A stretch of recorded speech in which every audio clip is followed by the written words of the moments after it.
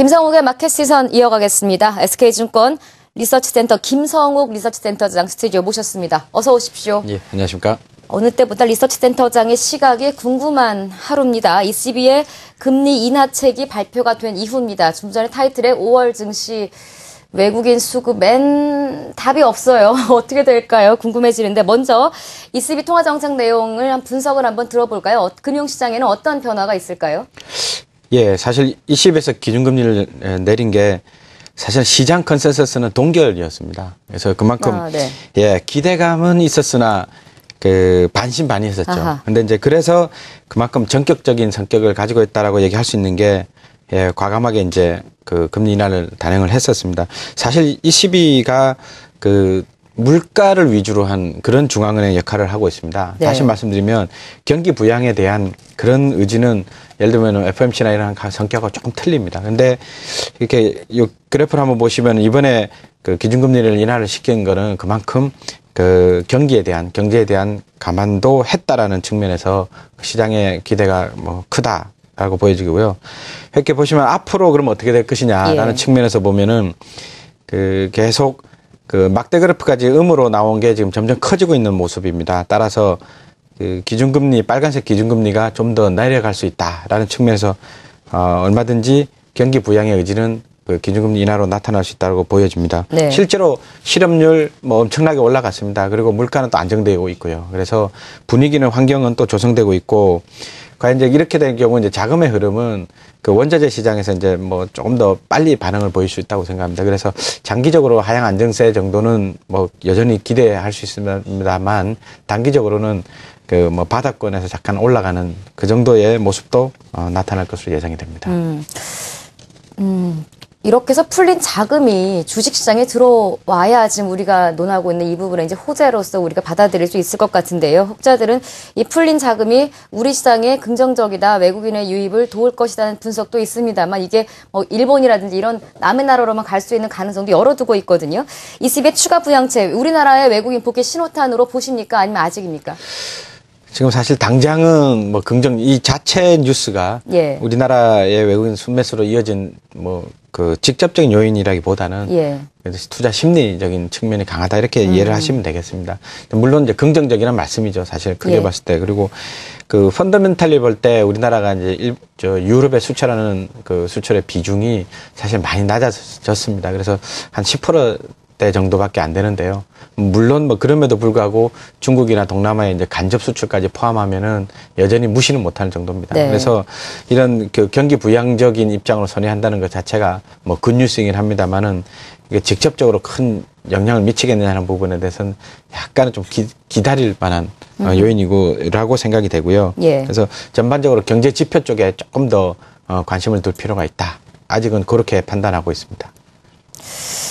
예, 우리 흔히 뭐 G2라고 하는 중국과 미국 상당히 우리가 많이 관심을 갖고 있는데 유럽 이야기 좀 나눠봤습니다. 중국 증시도 3월 비제조업 PMI가 예, 전달보다 좀 하락했다라는 블룸버그 속보가 지금 들어와 있네요. 제조업 지표들 걱정을 많이 하고 있는데요. 비제조업 PMI도 별로 좋지는 않은 것 같습니다. 우리나라 이야기 해볼까요? 5월 금통위가 이제 다음 주로 예정이 되어 있습니다. 지난달에 워낙 실망들을 시장에서는 많이 했기 때문에 이번 달에는 과연 ECB도 했는데 또 이런 수식어까지 함께 붙고 있는데요. 어떻게 전망하세요? 예, 지금 뭐 불과 한 달 뭐 남짓밖에 안 지났죠. 4월, 네. 5월. 그래서 이제 아무래도 이제 동결 가능성이 높다라고 보는 게 컨센서스가 아니겠냐라고 생각이 됩니다. 네. 네. 단지 이제 말씀하신 대로 그 깜짝이나 소위 말하는 깜짝이나의 가능성에 대해서 좀 기대를 하는 것도 사실입니다. 이제 그 지난번 그 금통위 이제 의사록을 한번 이렇게 4월 30일 날 공개가 됐습니다. 그 내용을 보면은 그 금리 인하를 위해서 이제 그 금통위원 총 7분이 계시지 않습니까? 그 7명 중에 그 3대 3으로 나왔는데 위원장께서 네. 이제 동결로 결정을 한 내용입니다. 그래서 그런 측면을 보면은 이게 팽팽하구나라는 느낌을 투자자들이 이제 가질 수가 있고요. 그리고 유럽의 그 정책이 우리나라하고 좀 비슷한 면이 있습니다. 그러니까 예. 물가 안정 측면에서. 그래서 이제 그 유럽이 좀 지난번에 내렸을 때 우리나라도 내린 그런 특징이 있어서 시장에서는 어느 정도 또 유럽을 좀 따라가지 않겠냐는 기대 심리도 없지 않아 있을 것으로 예상이 됩니다. 예. 그래서 그런 측면에서 보면은 뭐 깜짝이 날 가능성도 없지 않아 있다라는 측면에서 말씀을 드릴 수 있는데 뭐 주식 시장 쪽으로는 사실은 뭐 당장 이 요인에 의해서 자금이 많이 뭐 몰려들고 하는 그런 거는 또 별개로 이렇게 보시면 되겠습니다. 알겠습니다. 일단은 뭐 외국인들을 ECB 금리 인하도 그렇고 여러 가지 상황에서는 우리나라에 외국인들이 들어올 가능성은 좀 열어두고 있는 것 같습니다. 하지만 본격적인 신호탄이다라고 하기에는 아직은 조금 미흡한 부분이 있는데요. 그 미흡한 부분들이 아마 엔저나 대복 리스크 여러 가지가 있을 것 같습니다. 이 부분에 대한 시각 한번 전해주시죠. 예, 지금 외국인들이 이제 우리나라에 지금 한 5조를 팔았습니다. 한 네. 4개월 동안이죠. 5조 정도 팔고 이제 일본하고 비교를 안 할 수가 없는데요. 일본은 뭐 지금 70조 정도를 순매수를 했죠. 그래서 상당히 극명한 대조를 보이고 있는데, 근데 앞으로는 과연 이제 외국인들이 우리나라에서 이제 이렇게 발목을 잡을 듯한 정도의 매도가 나타날 수 있느냐 부분에 대해서는 앞으로는 좀 그렇지 않을 쪽이다라고 좀 말씀을 좀 드리고 싶습니다. 긍정적이시네요. 예, 왜 잠깐 말씀을 드리면 사실 지난번 그 외국인 지금 5조를 팔았다고 제가 말씀을 드렸는데 예. 이 중에서 한 3조 가까이가 지금 4월 달에 매도가 나온 겁니다. 그래서 4월이라 하면 잘 아시겠지만 뭐 대북 리스크뿐만 아니라 특히 엔달러 환율이 뭐 100엔을 돌파하느냐라는 말이 나올 정도 굉장히 우려감의 피크에 달하던 달입니다. 그래서 그런 점을 고려할 때 대부분의 매도세의 대부분이 4월 한 달 동안에 있었다라는 측면이 있고요. 그리고 전체 5조 중에 1.5조가 프로그램 매도 차익입니다. 그래서 실제로 한국을 실어서 떠나는 또는 뭐 매도세라는 측면에서 보면 질적으로는 그렇게 우려할 점이 아니다라는 측면이고요. 아시다시피 뱅가드 물량 원래 6월 달까지 8조 이상 나와야 됩니다. 네. 근데 4월이면은 3분의 2죠. 3분의 2면은 거의 5.5조 이상 나와야 되는 거예요. 물론 중간에서 이제 딴 데로 넘겼다는 얘기도 있을 수도 있고, 이제 자세히는 이제 뭐 알 수는 없지만, 그런 측면을 고려하면 상당히 우리나라를 외국인들이 많이 팔았다고는 얘기하기 어렵지 않느냐라는 측면이 있고요. 그리고 앞으로가 문제지 않습니까? 그래서 발목을 잡지 않을 거란 말씀드린 이유가 엔달러 환율입니다. 엔달러 환율이 지금 주춤하고 있습니다.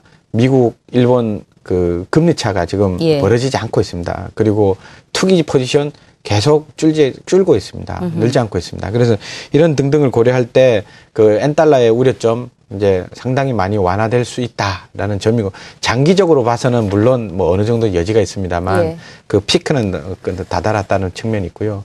뭐 북핵 이슈 잘 알지 않습니까? 그래서 북핵 이슈도 이제 어느 정도 피크를 치고 좀 완화 국면 쪽으로 찾고 있지 않느냐라는 측면에서 보면 전반적으로 외국인의 순매도는 실질적으로 이미 움직임이 나타나고 있는 게 일본에서 지금 최근에 매도세가 나타나고 있습니다. 그리고 이머징 마켓 쪽으로 외국인 매수세가 들어오고 있습니다. 그래서 좀 움직임이 일어났다는 측면에서 보면 우리나라 5월달 외국인 매도세도 누그러질 가능성이 높다, 이렇게 보고 있습니다. 엔화 얘기 나왔으니까 엔저 현상에 따른 또 다른 현상 하나만 질문 드려보겠습니다. 엔저에 대해서 어쩌면은 뭐 글로벌적으로 좀 공인을 한 상태이기 때문에 일본 자금의 대이동이 본격화된다는 시각도 분명히 있습니다. 엔케이 트레이드 자금이 한국 증시에 미칠 영향은 어떻게 보십니까?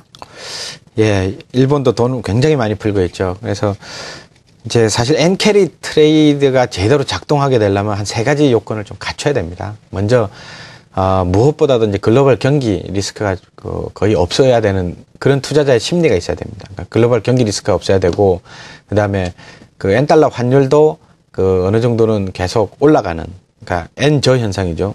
그 정도가 뭐 꾸준히 나타나야 되고, 그 다음에 금리 차도, 그러니까 일본의 일본 금리가 낮고 다른 나라 금리가 올라가는, 그러니까 금리 차도 좀 벌어지는 현상. 그래서 이 정도 3가지 정도가 유지돼야 되고 또는 확대돼야 됩니다. 근데 지금은 이 3가지 요건을 갖추기 시작했다는 정도로 보시면 되겠습니다. 그래서 뭐 어떻게 보면 완벽하게 갖췄다고 보다는 갖추기 시작했다는 측면에서 보기 때문에 당장의 엔캐리 트레이드가 뭐 활성화되기는 좀 어렵지 않느냐라는 측면이고요. 실제로 언제쯤 가능하냐라는 측면에서 보면 한 하반기, 그러니까 한 4분기 정도 돼서 4분기. 좀 확인이 되는 걸 거친 다음에, 그 다음에 뭐 자금 엔캐리를 해서 과연 세계적으로 좀 이렇게 이머징 마켓 쪽으로 흘러올 수 있는 그런 걸 좀 기대할 수 있지 않겠느냐, 이렇게 봅니다. 엔캐리 트레이드 자금이 한국 증시에 좀 긍정적인 요인이 될 가능성을 여쭤봤는데요.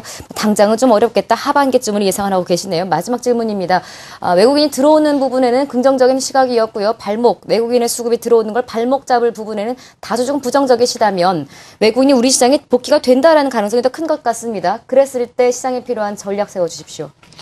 예, 뭐 우리나라 대표 주식이죠. 그래서 그 IT와 자동차 부분에 대해서는 사실은 그 바닥권을 이미 형성했다라고 보셔도 크게 무방할 것으로 예상이 됩니다. 그래서 그 여전히 IT는 바이앤홀드 개념으로 좀 접근하시는 게 맞고요. 네. 그다음에 나머지 이제 트레이딩을 하면 이제 좀 과대평가됐다 싶으면 언제든지 또 매도를 할 수 있다는 측면인데요. 네. 그래서 자동차나 아니면 기타 그 비철금속, 그다음에 일부 그 화학주의 대표적인 종목들은 그 트레이딩 바이로 접근을 하셔도 뭐 무방하다라고 보여집니다. 네. 그래서 그에 반해서 이제 약간 이제 밸류에이션 우려점이 있는 뭐 음식료나 유통 같은 종목은 사실 이제 이익 성장세는 꾸준하기 때문에 네. 이 종목이 뭐 나쁘다는 개념보다는 그래서 이제 그 순환매 차원에서 그래서 이제 잠깐 쉬었다가 다시 올라갈 수 있는 전체적으로 큰 그림에서의 이런 모습을 좀 감안해서 매매 임하시면 되겠습니다. 알겠습니다. 전략까지 함께 세워봤고요. 김성욱의 마켓 시선 SK증권 김성욱 리서치센터장 함께했습니다. 고맙습니다. 예, 감사합니다.